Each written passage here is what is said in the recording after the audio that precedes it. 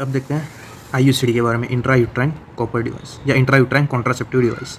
तो ये 3 जनरेशन होती है इसमें, first, second and third. First generation they are inert IUCD, example is Lippes loop and Grafenberg's ring. First generation they are inert IUCD। Second generation they are copper containing IUCD, example copper T and multi-load device. Third generation they are hormone containing IUCD, example Mirena is levonorgestrel IUD and progestasat. तो ये 3 generation हो गए, first is inert, second is copper containing and third is hormonal. IUCD included in the national family planning programme, तो वो 2 है, एक तो copper T 380A which is known as ParaGard and दूसरा है मल्टीलोड 375। ये 380 और 375 they are the surface area of the copper T या फिर IUCD। तो ये क्लासिफिकेशन हो गई IUCD की। एक करके IUCD देखते हो, तो पहला है कॉपर T 380A या नोन एज पैरागार्ड। ये एक टी शेप्ड डिवाइस होता है, इसमें जो vertical arm and horizontal arm दोनों में कॉपर होते हैं, यहाँ पे भी कॉपर, यहाँ पे और यहाँ पे भी कॉपर होता है। इसका एरिया इज 380 mm²। यहाँ पे एकदम एंड में स्मॉल बॉल होता है, ये होता है टू प्रिवेंट सर्वाइकल पेनिट्रेशन, कि सर्वाइकल पेनिट्रेशन को प्रिवेंट करके रखता है ये स्मॉल बॉल। ये जो थ्रेड होती है this is a monofilament thread made of polyethylene. और ये इसका यूज़ क्या है कि IUCD प्रॉपरली अपनी प्लेस पे है कि नहीं वो चेक कर सकते हैं हम with the help of this thread. अब यहाँ पे जो कॉपर होता है ये धीरे धीरे रिलीज होता रहता है per day, around 50 microgram per day copper release होता रहता है and it can release copper up to 12 years. तो इसकी जो अप्रूव्ड लाइफ स्पैन है इट इज़ 10 ईयर्स। तो 10 ईयर्स तक हम ये IUCD एक जगह पे प्लेस करके रख सकते हैं। तो ये इसका बेनिफिट है, लॉन्ग टर्म यूज़ के लिए हो सकता है ये IUCD। दूसरा सेकंड जनरेशन को IUCD था वो था मल्टीलोड 375। अब ये एक टी शेप्ड IUCD नहीं है, इसमें सिर्फ वर्टिकल आर्म जो होता है उसमें ही कॉपर होता है और जो हॉरिजॉन्टल आर्म होता है उसमें कोई कॉपर नहीं होता, उसमें ऐसे स्पर्स होते हैं। ये देख सकते हो, ये स्पर्स है ऑन द आर्म। ये क्या करते हैं, कॉपर T को या फिर IUD को प्रॉपरली एक जगह पे होल्ड करके रखते हैं। तो ये उसका फंक्शन होता है। और यहाँ पे एंड में नाइलॉन थ्रेड प्रेजेंट होता है। इसका लाइफ स्पैन है 5 ईयर्स। अब मैकेनिज्म ऑफ एक्शन देखते हैं ऑफ सेकेंड जनरेशन IUD। तो कॉपर जो होता है वो क्या करता है, इन्फ्लामेटरी रिएक्शन प्रोड्यूस करता है इनटू द यूट्रस। वो फिर एक्ट करता है एज अ स्पर्मिसिडल एजेंट्स या स्पर्मिसिडल एक्शन होती है ये इन्फ्लामेटरी रिएक्शन की वजह से। उसकी वजह से ये फर्टिलाइजेशन नहीं हो पाता और फिर इम्प्लांटेशन भी नहीं होता। तो मेन जो मैकेनिज्म ऑफ एक्शन है वो है टू प्रिवेंट फर्टिलाइजेशन और उसके बाद इनहिबिट इम्प्लांटेशन। तो ये याद रखना है, main action is prevention of fertilization, उसके बाद inhibition of implantation. There is no effect on ovulation और एबॉर्टिफिकेंट। तो ये भी याद रखना है। टाइम ऑफ इंसर्शन, तो अगर रिसेंटली डिलीवर्ड हुआ है बेबी तो फिर पोस्ट प्लेसेंटल भी प्लेस कर सकते हैं with in 10 minutes of the delivery of the placenta, फिर पोस्ट प्लेसेंटल, फिर post partum with in 10 minutes, after 10 minutes of the delivery of the baby but with in 48 hours of the delivery, या फिर interval जिसमें 6 weeks after the delivery insert करते हैं IUD। कि post placental after 10 minutes of the delivery of the placenta, post partum after 10 minutes of the delivery of the foetus, interval 6 weeks after the delivery. अगर recently delivery नहीं हुई है तो फिर within first 10 days of the cycle, कि within first 10 days of the cycle okay, तब less risk होता है, लीस्ट रिस्क होता है ऑफ प्रेगनेंसी का। तो इसलिए within the first 10 days of the cycle insert कर सकते हैं। तो ये timing way of insertion. Government जो एडवाइस करती है पोस्ट पार्टम IUCD, मतलब within after 10 minutes of the delivery, post partum IUCD। अब risk of pelvic inflammatory disease, तो risk of pelvic inflammatory disease वो तो नहीं है, लेकिन risk of infection is still there with, but ये जो रिस्क है वो लॉन्ग टर्म यूज़ के साथ कम हो जाता है। तो मेन जो रिस्क होता है वो with in 1 month of the insertion of IUCD होता है और वो भी रिड्यूस कर सकते हैं बाय एसेप्टिक टेक्निक। अब एक important point, past history of PID is not a contraindication, लेकिन present history of the PID वो कॉन्ट्राइंडिकेशन है ऑफ IUCD। तो याद रखना है, past history of PID is not a contraindication, present history of PID is a contraindication. अब woman at a higher risk of sexually transmitted infection, woman with multiple sex partner, woman in not in stable relationship या drug और alcohol abuse, इन 4 cases में हम advice करेंगे कि 2 contraceptive method use करें। एक तो कॉन्ट्रासेप्शन के लिए IUCD और दूसरा प्रिवेंशन ऑफ द HIV या STI ट्रांसमिशन, उसके लिए बैरियर मेथड। तो 2 कॉन्ट्रासेप्टिव मेथड हो गई, एक तो IUCD एंड बैरियर मेथड। ये HIV पॉजिटिव पेशेंट के लिए भी सेम ही होती है। बैरियर मेथड कॉन्ट्रासेप्शन के लिए IUCD and to prevent transmission उसके लिए बैरियर मेथड, कॉन्डम या diaphragm. Most common PID with IUCD is actinomyces, treatment with oral penicillin G 500 mg QID for 1 month के actinomyces. Method of insertion no touch technique, ये एक aseptic technique है, इसी वजह से इन्फेक्शन कम होता है। नो टच मेथड या फिर withdrawal technique, no touch method and withdrawal technique. अब रिस्क ऑफ PID देखा, अब रिस्क ऑफ एक्टोपिक प्रेगनेंसी। तो absolute risk of ectopic pregnancy वो कम होता है, लेकिन रिलेटिव रिस्क इंक्रीज होता है। ओके, याद रखना absolute risk of ectopic pregnancy वो कम होता है, absolute risk of ectopic pregnancy decreases while the relative risk it increases if IUCD failure occurs then. The IUCD is contraceptive of choice in diabetic patient, stable heart disease patient and HIV patient. Side effect इसका most common वो है bleeding, most common cause of removal of IUCD वो है pen. हम बाद में सारे contraindication side effect वो सब देखेंगे बाद में। अब IUCD नलीपेरस फीमेल, उसके लिए फ्रेमलेस IUCD यूज़ होता है, it causes less pain and less expulsion rate. तो दो टाइप है, GyneFix and FibroPlant. GyneFix and FibroPlant frameless IUD होता है, इसको हम फिर मायोमेट्रियम के साथ सूचर कर लेते हैं, तो ये सिर्फ याद रखना है। उसमें जो फाइब्रोप्लांट है it has progesterone which have anti proliferative activity. तो एंटी प्रोलिफरेटिव एक्टिविटी की वजह से ही we can use it for treatment of endometrial hyperplasia without atypia. कि progesterone it has anti proliferative activity, इसी वजह से हम फाइब्रोप्लांट यूज़ कर सकते हैं in treatment of endometrial hyperplasia without atypia, तो ये भी याद रखना है। अब देखते हैं कि अगर मिसिंग थ्रेड हो, जो हमने थ्रेड देखी थी कॉपर्टी में, अगर वो मिस हो जाए तो हम उसके तो कॉजेज़ क्या क्या हो सकते हैं और फिर हम आगे उसे कैसे मैनेज करेंगे। तो उसके कॉजेज़ हो सकते हैं थ्रेड जो है वो कॉइल्ड हो गई होगी, या फिर पेशेंट हैज़ कंसीव्ड तो यूट्रस का साइज़ इंक्रीज़ हो गया और वो थ्रेड अंदर चली गई यूट्रस में, फिर परफोरेशन ऑफ यूट्रस हो सकता है, या फिर IUCD एक्सपेल हो गया, तो उसी वजह से ये कॉजेज़ हो गए ऑफ मिसिंग थ्रेड। अब जो फर्स्ट स्टेप होगा हमारा वो होगा to do transvaginal scan. Transvaginal scan x ray इसलिए नहीं करेंगे ताकि सपोज अगर प्रेगनेंसी हो तो फिर फीटस में कंजेनिटल एबनॉर्मलिटी के चांसेस इंक्रीज हो जाएंगे, इसलिए फर्स्ट स्टेप जो होगा वो होगा हमारा ट्रांसवाजाइनल स्कैन। अगर ट्रांसवाजाइनल स्कैन में भी IUCD प्रेजेंट नहीं है तो फिर हम करेंगे serial abdominal X-ray. It is not preferred as first investigation as chances of patient being pregnant are there. अगर कॉइल्ड थ्रेड होगा तो फिर या तो IUCD वहीं के वहीं रहने दे सकता है, कंटिन्यू IUCD, या फिर रिमूव IUCD बाय हिस्ट्रोस्कोपी। अगर परफोरेशन हुआ है तो फिर IUCD हो सकता है इन द पेरिटोनियल कैविटी, या फिर partly in the uterus and partly in the peritoneal cavity. अगर पूरा इन द पेरिटोनियल कैविटी हुआ तो फिर रिमूवल बाय लेप्रोस्कोपिक या फिर लेप्रोटोमी, क्योंकि इसमें एडिशंस भी प्रेजेंट हो सकते हैं। पार्टली यूट्रस और पार्टली पेरिटोनियल कैविटी, उसमें हिस्ट्रोस्कोपी प्लस लेप्रोस्कोपी। अब अगर pregnancy with IUCD in Situ हुआ तो क्या करेंगे, इसमें दो केसेस हो सकते हैं। अगर patient wishes to continue pregnancy या फिर patient does not want to continue pregnancy.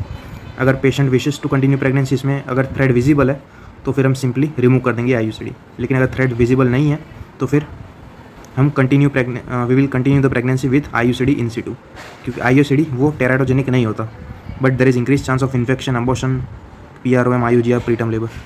लेकिन अगर थ्रेड विजिबल नहीं है तो फिर will continue the pregnancy with IUCD। अगर थ्रेड विजिबल है तो फिर रिमूव द IUCD। ये अगर patient wishes to continue pregnancy. अगर प्रेगनेंसी कंटिन्यू नहीं रखनी तो फिर हम IUCD रिमूव कर देंगे सिंपली, और उसके बाद MTP कर देंगे, मेडिकल टर्मिनेशन ऑफ प्रेगनेंसी। तो ये मैनेजमेंट होगी ऑफ मिसिंग थ्रेड। उसके बाद हार्मोनल IUCD या third generation IUCD, example Mirena levonorgestrel IUCD। It contains progesterone levonorgestrel 52 milligram, release होता है 20 microgram per day. Life span इसकी 7 years, 5 to 7 years. 2 newly approved hormonal IUD, सिर्फ नाम याद रखना है, Liletta and Skyla. Mechanism of action third generation IUD की prevention of implant. It does not bring an ovulation, तो ये भी याद रखना है, it does not bring an ovulation. Prevention of implant, ये याद रखना है। Most common side effect is irregular bleeding. फिर नॉन कॉन्ट्रासेप्टिव बेनिफिट्स तो वो है डिक्रीज्ड मेंस्ट्रुअल ब्लड लॉस।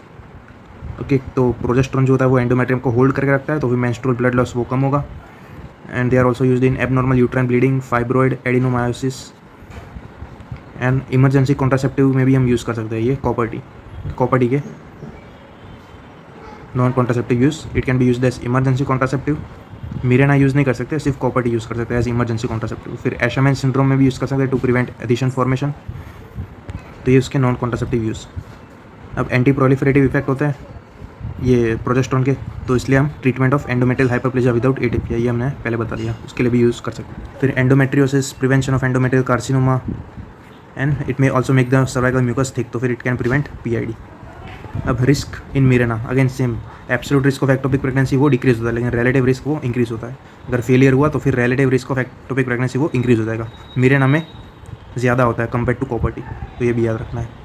अब minimum haemoglobin of the patient for use of IUCD वो होना चाहिए 7 ग्राम पर डेसीलीटर, और जो IUCD है उसे हम डिस्पोज करेंगे इन द रेड बैग। ये इतने पॉइंट्स याद रखना है। एब्सोल्यूट कॉन्ट्राइंडिकेशन ऑफ IUCD तो वो चार याद रखना है। Undiagnosed vaginal bleeding, distorted uterine cavity, मतलब यूट्राइन में कोई मास है तो IUCD यूज़ नहीं कर सकते, like fibroid, endometrial carcinoma, CA cervix, congenital anomaly of the uterus. तो distorted uterine cavity, undiagnosed vaginal bleed, current PID, वो करंट हिस्ट्री ऑफ PID वो एक कॉन्ट्राइंडिकेशन था, वो फिर सस्पेक्टेड प्रेगनेंसी। तो ये 4 कॉन्ट्राइंडिकेशन है।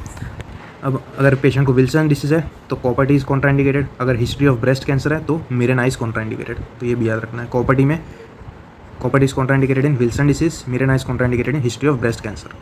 अब सिर्फ instruments used in IUCD insertion वो याद रखना है, SIM speculum, एंट्रीवजाइनल wall retractor, वल्सेलम and टिनाक्यूलम। ये था IUCD के बारे में।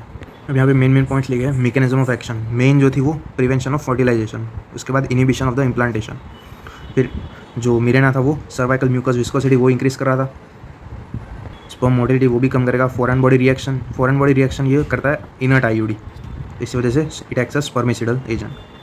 फिर side effect, bleeding is the most common side effect and it is the second most common cause of removal of IUD। Pain is the most common cause of removal, pain हो सकता है due to improper placement, infection या perforation. इसके जो side effects है ये B, P, बस यही है मोस्टली, और S is spontaneous expulsion, ectopic pregnancy with IUD in situ, PID, perforation, pain and bleeding। तो ये याद रखना, bleeding and pain they are most common cause of removal पूछा हो तो it is pain, most common cause of IUD पूछा हो तो it is bleeding।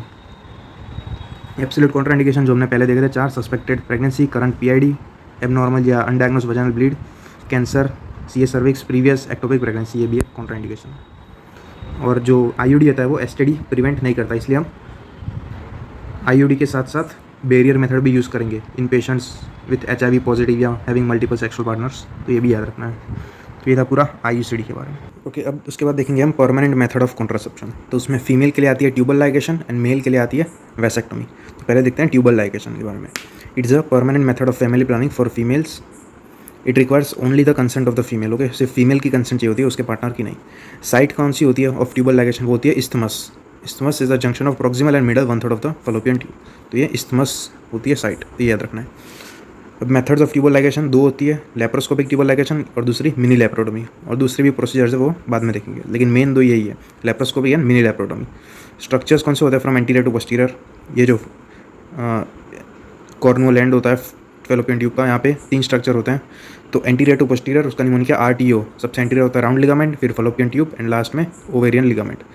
तो ये पता होना बहुत ज़रूरी है to identify the fallopian tube. कोई केसेस में राउंड लिगामेंट को लाइगेट कर देता तो फिर it leads to failure of this procedure. तो इसलिए ये आइडेंटिफाई करना बहुत ज़रूरी है, RTO राउंड लिगामेंट, फिर fallopian tube and ovarian ligament. अब most common cause of failure जो अभी मैंने बताया, identification of the wrong structure. It can be prevented by tracing the tube from the fimbrial end. कि जो फिम्ब्रियल एंड होता है फैलोपियन ट्यूब का, वहाँ से हम ट्रेस करेंगे to identify the fallopian tube. After the tubal ligation the resected specimen is sent to the histopathological examination. तो उससे पता चलेगा कि ये फैलोपियन ट्यूब ही है। तो मैं इससे हम ये प्रिवेंट कर सकेंगे failure of this tubal ligation. अब time of tubal ligation 2 time हो सकते हैं, एक तो फीमेल जिसने रिसेंटली डिलीवर की है बेबी, दूसरा फीमेल जिसने रिसेंटली नहीं की है डिलीवरी। तो उनमें कौन सी मेथड प्रीफर करेंगे हम वो। तो ऐसी फीमेल जिसने रिसेंटली डिलीवरी दी है बेबी की, तो अगर वो delivery is less than 1 week तो उसमें हम प्रीफर करेंगे postpartum ligation done with mini laparotomy. कि इसका मतलब पोस्टपार्टम लाइगेशन और प्रोसीजर होगी वो मिनी लेप्रोटोमी। 2 ही मेथड हो सकती है, मिनी लेप्रोटोमी या फिर लेप्रोस्कोपिक। ओके, तो immediately within 1 week of delivery उसमें हम प्रीफर करेंगे ये mini laparotomy. After more than और इक्वल टू 6 वीक के बाद प्रीफर करेंगे हम laparoscopic method known as interval tubal ligation. Immediately करेंगे लेस देन 1 वीक वो postpartum ligation done with mini laparotomy, more than 6 week उसके बाद interval tubal ligation by laparoscopic method. Alternative is mini laparotomy. Okay, mini laparotomy भी कर सकते हैं लेकिन preferred is laparoscopic. फिर female who has not recently delivered तो उसमें interval tubal ligation, same laparoscopic tubal ligation is preferred and it should be done within the first 7 day of the menstrual cycle. अब ये यहाँ पे within 1 week में mini laparotomy करते हैं, उसमें laparoscopic tubal ligation is contraindicated. क्यों? क्योंकि जो यूट्रस होता है वो after the delivery, immediately after delivery वो एब्डोमिनल ऑर्गन में होता है, मतलब ऊपर की साइड आ जाता है टुवर्ड्स द एब्डोमन। तो उसमें लेप्रोस्कोपिक मेथड करना वो कॉम्प्लिकेटेड हो सकता है। तो इसमें हम मिनी लेप्रोटोमी प्रीफर करते हैं immediately after the delivery within 1 week, और उसके बाद तो laparoscopic is preferred. If the tubal ligation is not done within 1 week, तो फिर हम सीधा आफ्टर 6 वीक ही करेंगे, बीच में 1 to 6 वीक के बीच में हम नहीं करेंगे। आफ्टर 6 वीक हम लेप्रोस्कोपिक मेथड यूज़ करेंगे। Most common method of postpartum tubal ligation ये पूछा हो तो it is mini laparotomy. Overall most common method of tubal ligation वो है लेप्रोस्कोपी, लेकिन स्पेसिफिकली पूछा हो in the postpartum tubal ligation within 1 week तो इट इज़ मिनी लेप्रोटोमी। अब देखते हैं laparoscopic tubal ligation. Gas used is CO2, pressure is 8 to 12 mmHg, maximum volume of gas used is 2 liter, pneumoperitoneum created by Veris needle। तो ये सिर्फ simple points याद रखना है। अब इसमें 2 इंसिजन हम रखते हैं, एक रखते हैं एक होता है इंफ्राम्बिलिकल इंसिजन जिसमें से हम कैमरा एंड लेप्रोस्कोप इंसर्ट करते हैं। दूसरा होता है सेकेंडरी पोर्ट, ये प्राइमरी पोर्ट और ये सेकेंडरी पोर्ट, इसमें हम कैमरा एंड लेप्रोस्कोप इंसर्ट करते हैं। It is infraumbilical incision. Second incision होता है 2 centimetre above and 2 centimetre medial to the anterior superior iliac spine. तो ये एंटीरियर सुपीरियर इलियक स्पाइन है, इसे 2 centimetre above and 2 centimetre medial, ये हमारा दूसरा इंसिजन होगा सेकेंडरी पोर्ट। इसमें से हम ring applicator loaded with 2 Falope ring वो इंसर्ट करेंगे कि प्राइमरी में कैमरा एंड लेप्रोस्कोप, सेकेंडरी में ring applicator loaded with 2 Falope rings, ये हम इंसर्ट करेंगे यहाँ से सेकेंडरी पोर्ट में से। ये image of the fallopian ring applicator, ring applicator with 2 Falope rings कि इसकी प्रोसीजर पहले न्यूमोपेरिटोनियम क्रिएट करेंगे, फिर लेप्रोस्कोप और कैमरा इंसर्ट करेंगे through primary port after making 2 incisions, फिर सेकेंडरी पोर्ट में से रिंग एप्लीकेटर इंसर्ट करेंगे, फिर हम जो इस्थमस होता है फेलोपियन ट्यूब का उसको हम पकड़ेंगे through this ring applicator only, और उसके बाद ऐसा लूप फॉर्म करके यहाँ से ही फिर फेलोप रिंग इंसर्ट कर देंगे। Okay, around 2.5 centimetre loop create करेंगे और फिर ये फेलोप रिंग इंसर्ट कर देंगे। होपफुली क्लियर हो गया होगा। रिंग एप्लीकेटर से हमने इस्थमस को ग्रैब किया, सपोज इस्थमस को ग्रैब किया, उसका लूप बनाया और फिर वहीं से ही हमने रिंग अप्लाई कर दी, फेलोप रिंग अप्लाई कर दी। 2.5 सेंटीमीटर लूप बनाया ट्यूब का। अब ये रिंग की जगह, फेलोप रिंग की जगह हम क्लिप भी यूज़ कर सकते हैं, हुल्का क्लिप या हल्का क्लिप और फिशी क्लिप, फिल्शी एंड हुल्का क्लिप, ये भी यूज़ कर सकते हैं। कि ये है इमेज ऑफ द क्लिप। इसका एडवांटेज ये है कि इसमें जो डैमेज होता है रिंग का, जो ट्यूब का, वो बहुत ही कम होता है। 4 to 5 mm डैमेज होता है ऑफ दिस ट्यूब, और जो रिंग में था वो अराउंड 3 सेंटीमीटर डैमेज होता है। कि रिंग एप्लीकेशन में 3 सेंटीमीटर डैमेज होता है, क्लिप एप्लीकेशन में 4 to 5 mm डैमेज होता है। इसका एडवांटेज ये है कि सपोज अगर कोई भी फीमेल को रिकन्स्ट्रक्शन करवाना हो ये फेलोपियन ट्यूब का, उसको प्रेगनेंसी फिर से चाहिए हो, तो फिर हम रिकन्स्ट्रक्शन ईजी रहता है इन क्लिप एप्लीकेशन, क्योंकि इसमें डैमेज जो है फेलोपियन ट्यूब का वो बहुत कम है। So less damage means easier reconstruction. So जो clip application is preferred in young female who may need recanalisation later, and this also preferred in tubectomy after abortion. कि ट्यूबेक्टोमी आफ्टर एबॉर्शन, क्योंकि after abortion ये fallopian tube swelling हो गई होती है उसकी, तो जब रिंग अप्लाई करेंगे तो थोड़े टाइम बाद जब स्वेलिंग कम होगी तो फिर रिंग जो है वो लूज़ हो जाएगी।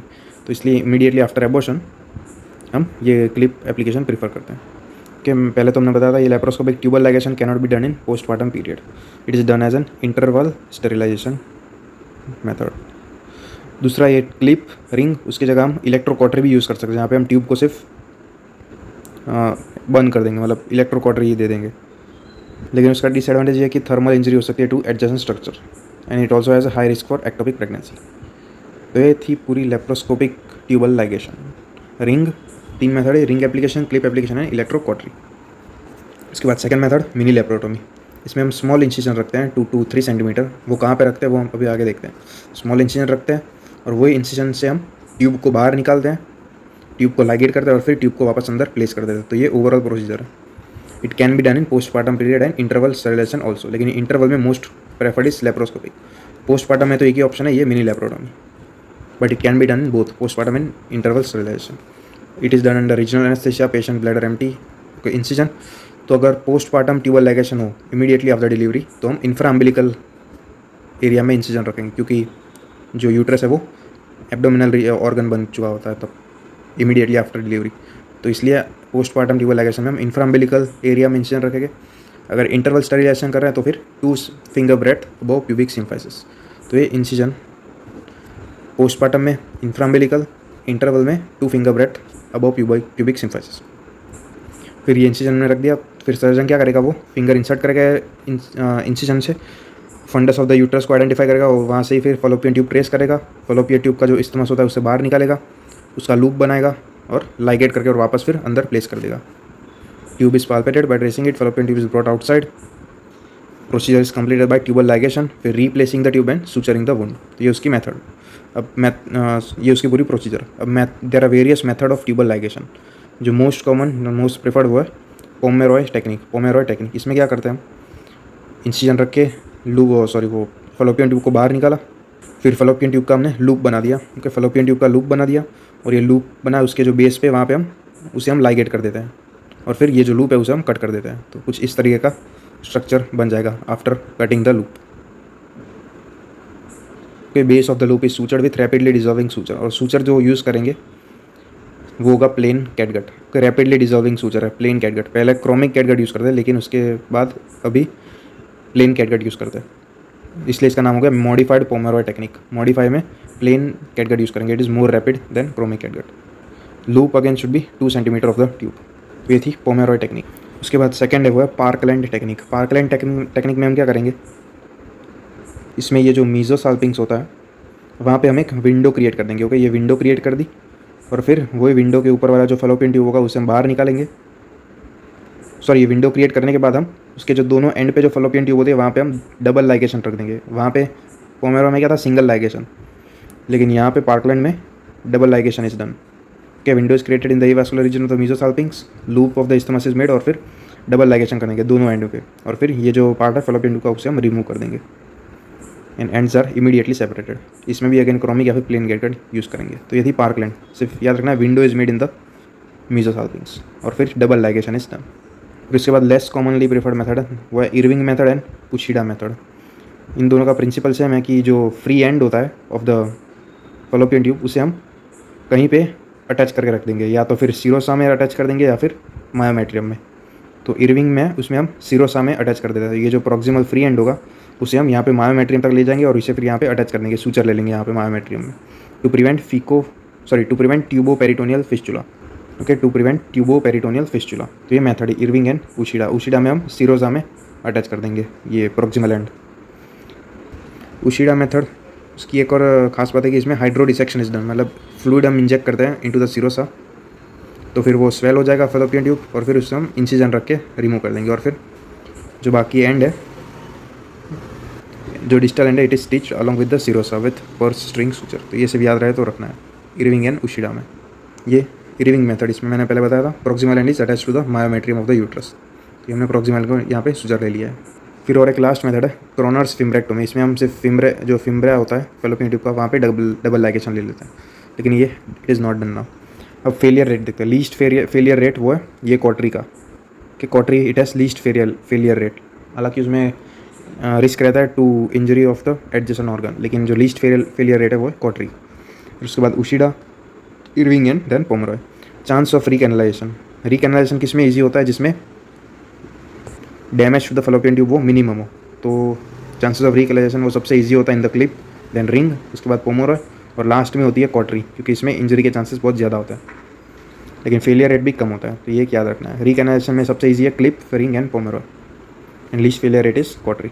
कि recanalisation it depends on the length of the tube. 4 centimetre होनी चाहिए फलोपियन ट्यूब की length, least damage to the fallopian tube and isthmic anastomosis should be possible.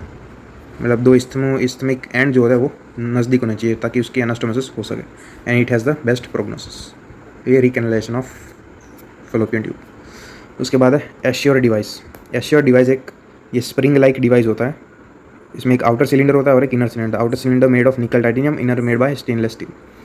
ये हम इंसर्ट करते हैं इनटू द इंट्राम्यूरल पार्ट या फिर interstitial part of the fallopian tube. यहाँ पे इंसर्ट करके रखते हैं हम hysteroscopically. Okay, with the help of hysteroscope हम ये सिलेंडर जो है एश्योर डिवाइस उसे हम ये इंट्राम्यूरल या फिर interstitial part of the tube वहाँ पे इंसर्ट करके रखते हैं, और फिर ये क्या करता है ये डिवाइस ये इन्फ्लामेटरी रिएक्शन प्रोड्यूस करता है, और फिर ये जो ओपनिंग होती है फलोपियन ट्यूब की उसको ब्लॉक कर देता है, कि ये ओपनिंग है उसको ब्लॉक कर देता है। कि ये इसकी mechanism of action, irritate the fallopian tube, tissue reaction and inflammation, blockage of the tube. अब ये जो ब्लॉकेज होता है वो इमीडिएट नहीं होता, कि उसको अराउंड 3 महीने का टाइम लगता है ये ब्लॉकेज फॉर्म होने में। तो ये 3 महीने तक हम जो फीमेल होती है उसको बोलेंगे कि कोई बैकअप कॉन्ट्रासेप्टिव मेथड यूज़ करें, it is needed for 3 months. फिर ये 3 मंथ्स के बाद हम हिस्ट्रोसाल्पिंगोग्राफी के थ्रू देखेंगे कि बायलैटरल कॉर्नुअल ब्लॉक हुआ है कि नहीं, बायलैटरल ब्लॉकेज हुआ है कि नहीं। तो हम हिस्ट्रोसाल्पिंगोग्राफी करेंगे to check if there is bilateral blockage है कि नहीं। और जब हम ये एश्योर डिवाइस इंसर्ट कर रहे होते हैं इनटू द फलोपियन ट्यूब, तब वो प्रॉपर्ली प्लेस है कि नहीं उसके लिए हम ट्रांसवेजाइनल सोनोग्राफी कर सकते हैं या फिर हिस्ट्रोसाल्पिंगोग्राफी कुछ भी कर सकते हैं। लेकिन कंप्लीट ब्लॉकेज हुआ है कि नहीं वो कंफर्म करने के लिए it is compulsory to do hysterosalpingography. तो ये भी बात चीज़ याद रखनी है। प्रॉपर प्लेसमेंट के लिए या तो TBS कर सकते हैं या फिर HSG, लेकिन to ensure complete blockage after 3 months compulsory HSG has to be done. और ये 3 महीने के लिए backup contraceptives are used. After 3 months they can be stop. Success rate is 99%। और एक चीज़ कि ये इरिवर्सिबल कॉन्ट्रासेप्टिव मेथड है। ट्यूबल लाइगेशन तो फिर भी रीकैनलाइज कर सकते हैं, लेकिन ये इरिवर्सिबल है। इसकी complication perforation of the tube, persistent pain, hyper sensitivity reaction, अगर ये complication. Contraindication any pelvic infection, uterine और tubal pathology, less than 6 week after delivery. तो ये हम after 6 week of the delivery कर सकते हैं ये एश्योर डिवाइस प्लेसमेंट। फिर suspected unicornuate uterus and allergy to the metals, जो पहले बताया निकल टाइटेनियम। तो ये थी एश्योर डिवाइस। तो इतने ही मेथड्स थे ऑफ फीमेल स्टेरिलाइजेशन के, ट्यूबल लाइगेशन, लेप्रोस्कोपिक या फिर मिनी लेप्रोटोमी, और लास्ट में न्यू है वो एश्योर डिवाइस। अब देखते हैं मेल कि मेल के लिए करेंगे vasectomy. It's a method of male sterilisation. इसमें हम क्या करते हैं, वास डिफरेंस का जो एक सेगमेंट है उसे हम कट कर देते हैं सिंपली। कन्वेंशनल वासेक्टोमी और दूसरी नॉन स्केपल वासेक्टोमी, ये 2 मेथड्स हैं। कन्वेंशनल वासेक्टोमी में इंसिजन रखते हैं on the scrotal skin. No scalpel vasectomy में no incision on the scrotal skin, कोई भी इंसिजन रख नहीं रखते हम ऑन द स्क्रोटल स्किन। ये मोस्ट प्रेफर्ड है no scalpel vasectomy. It is a OPD procedure done under local anaesthesia. अब नो स्कैल्पल वासेक्टोमी उसमें हम करते क्या है, सबसे पहले लोकल एनेस्थीसिया इंजेक्ट करते हैं, वास डिफरेंस को फील करते हैं, और फिर उस रीजन में ilioinguinal nerve and genital branch of genitofemoral nerve they are anaesthetise. ये याद रखना है, ilioinguinal nerve and genital branch of genitofemoral nerve they are anaesthetise. Vas deferens को हम फील करते हैं, फिर स्किन को जो है पंचर करते हैं। वो skin is punctured using 2 instrument, एक शार्प डिसेक्टिंग फोर्सेप्स या फिर हीमोस्टेट, कि ये शार्प डिसेक्टिंग फोर्सेप है या फिर हीमोस्टेट, और ये है रिंग्ड क्लैम्प। तो ये 2 इंस्ट्रूमेंट यूज़ होते हैं। तो ये हमने पहले शार्प डिसेक्टिंग फोर्सेप्स से ये पंचर की स्किन, और फिर रिंग्ड क्लैम्प से हम इसको होल्ड करके रखते हैं, और फिर यहाँ से हम वास्ट डिफरेंस का एक पार्ट या एक सेगमेंट उसको कट कर देते हैं। ओके, वास्ट डिफरेंस को स्टेबलाइज किया, vast difference is pulled, loop of vast is made and ligated. फिर इधर तक कट और क्वार्टराइज से हम ये जो ओपनिंग है उसे हम क्लोज कर देते हैं। एडवांटेज का ये है कि इसमें कोई भी इंसिजन नहीं होता on the scrotum, and patient can resume sexual activity कर सकता है patient after 7 days। Okay, within 7 days, after 7 days, patient can return to his normal sexual activities. No hospitalization is required. No chance of hematoma formation, infection or post-operative pain, या less chance. Failure rate is 0.1%. No scalpel vasectomy करने के बाद mail जो है वो immediately sterile नहीं हो जाता, क्योंकि जो वास्ट डिफरेंस का बाकी पोर्शन है और बाकी जो जेनिटल ट्रैक्ट है वहाँ पे कुछ स्पर्म प्रेजेंट रहते हैं। तो sperms that remain in the ductal system would be ejaculated. तो उसके बाद ही मेल जो है वो स्टेराइल हुआ। तो backup contraceptive methods they are needed for 3 months या फिर 15 to 20 इजैकुलेट्स। जब तक जो बाकी पोर्शन में स्पर्म है वो खाली नहीं हो जाता तब तक backup contraceptive is used for 3 months या फिर 15 to 20 इजैकुलेट्स। फीमेल में क्या था, ट्यूबल लाइगेशन में इमीडिएटली फीमेल स्टेराइल हो जाती थी। मेल में ऐसा नहीं होता, आफ्टर 3 months या 15 to 20 इजैकुलेट्स उसके बाद ही मेल स्टेराइल होता है। तो 3 महीने के बाद हम सीमेन एनालिसिस करेंगे, उसमें एजोस्पर्मी आएगा, तब बैकअप कॉन्ट्रासेप्टिव मेथड हम स्टॉप कर देंगे। तो after 3 months semen analysis done, उसमें एजोस्पर्मी आएगा, उसके बाद हम बैकअप कॉन्ट्रासेप्टिव मेथड स्टॉप कर देंगे। प्रिकॉशंस टू बी टेकन वो scrotal support for 48 hours, intermediate ice packing, no weight lifting और एनी एक्सरसाइज और सेक्सुअल एक्टिविटी फॉर 1 week। अब reversal of vasectomy it is done by micro surgery by vasotomy. जो vas deferens है उसको anastomose करेंगे, vasotomy. Post reversal fertility returns in 90%, pregnancy occurs in 70% cases. तो ये था male sterility no scalpel vasectomy. Instrument के नाम याद रखना है, और ये मेथड, ये इंपॉर्टेंट बात याद रखनी है, आफ्टर 3 months या after 15 to 20 ejaculate patient becomes sterile. उसमें हम सीमेन एनालिसिस करेंगे, उसमें एजोस्पर्मी आएगा। ये था पूरा नो स्कैल्पल वेजेक्टोमी। इसके बाद लास्ट में कुछ मिसलेनियस कॉन्ट्रासेप्शन। तो पहला है centchroman, earlier known as Saheli but nowadays known as Chhaya tablets. Centchroman it is a non steroidal contraceptive pill. इसका एक्टिव इंग्रेडिएंट याद रखना है ormeloxifene which is an selective oestrogen receptor modulator. इसके mechanism of action ये है कि ये endometrium को अनफेवरेबल बना देता है फॉर इम्प्लांटेशन, तो इट इनहिबिट्स इम्प्लांटेशन। ये इसकी मैकेनिज्म ऑफ एक्शन है। ऑर्मिलोक्सिफिन, इसके important side effect, it delays menstrual cycle and return of fertility आते आते 6 महीने लग जाते हैं after stoppage of the drug. Plus it does not protect against any pelvic inflammatory disease, और it can be used as a emergency contraception. इसका dose है 30 milligram tablet twice a week for first 3 months and then once a week. Okay, each tablet 30 mg which is taken twice a week for first 3 months और उसके बाद weekly. तो इसका dose of centchroman. Long active reversible contraceptive methods तो 3 है. एक तो IUCD है, इम्प्लांट्स है एंड इंजेक्शन है, DMPA का इंजेक्शन.